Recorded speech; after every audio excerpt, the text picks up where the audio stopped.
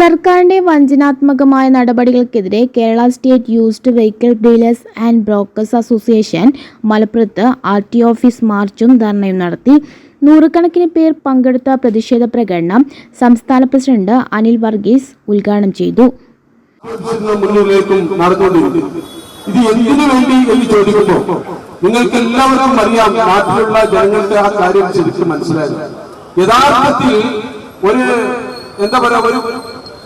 ഒരു നിലക്കും പറ്റിക്കാൻ പറ്റായിട്ട് ഇതും പറഞ്ഞ പേര് പറഞ്ഞ് പറ്റിക്കുന്ന ഒരു വിഭാഗമായി ഇന്നത്തെ ഗവൺമെന്റ് മാറിയിരിക്കുകയാണ്.